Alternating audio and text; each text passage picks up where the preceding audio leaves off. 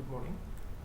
So we're going to see about finite word length effects in digital filters. So what I essentially mean by finite word length effects is we all know that we design a lot of filters in digital signal processing. These filters we have to often realize them using special digital hardware or a general purpose digital computer. So we either use a digital hardware or a general purpose computer. Whatever be the case, in both the cases, the number of coefficients, okay, all these coefficients, filter coefficients, are stored in finite length registers, because normally if you see this coefficient, they will be having more number of decimal places. When you try to store them in a finite finite length registers, definitely there will be some kind of an error. Okay, so what we do is that we normally quantize the levels.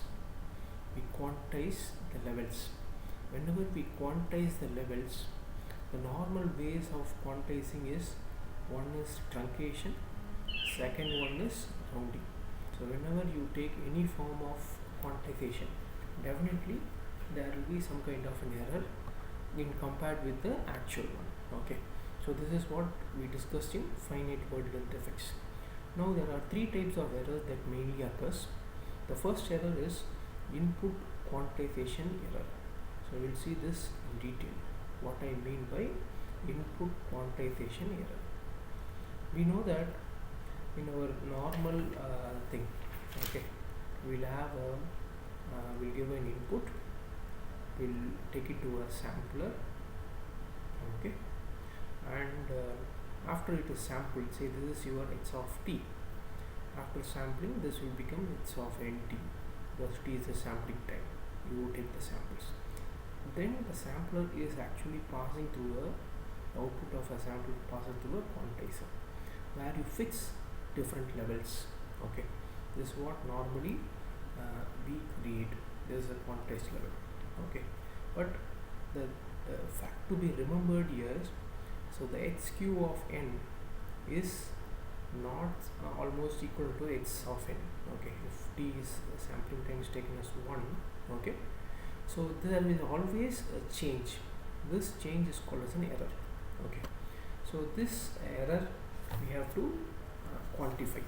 Okay, that's the purpose of this particular discussion.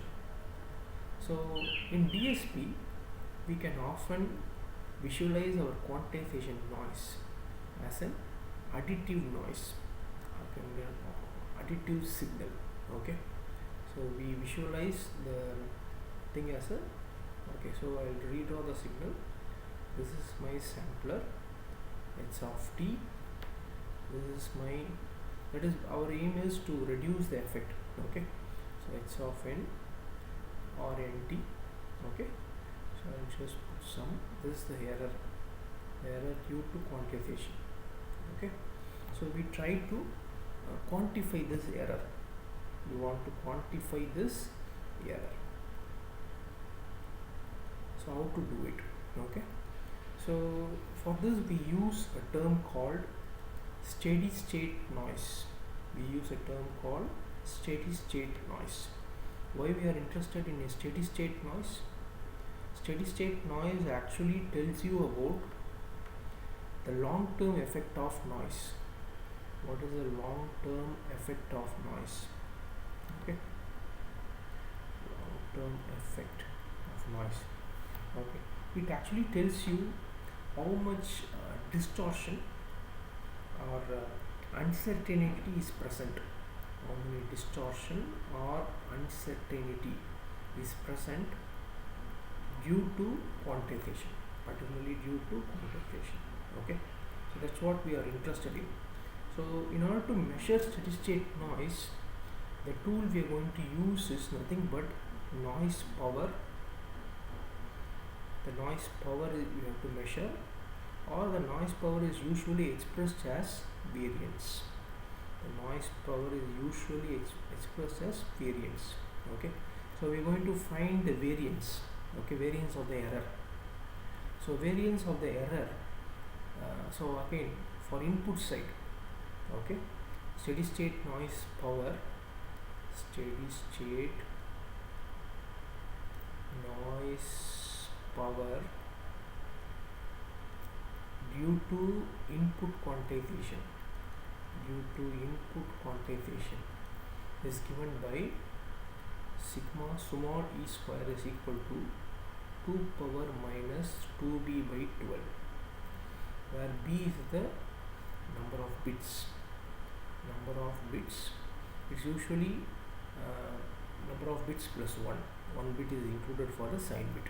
Similarly, in the output side, so we want to measure the steady state noise power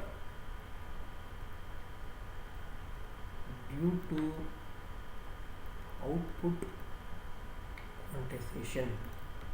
Okay, then we have to use a formula sigma e square equal to sigma e square into summation n equal to 0 to infinity h square of n. Okay, this actually tells you the steady state noise power due to output quantization. This is for input and this is for output. Okay, so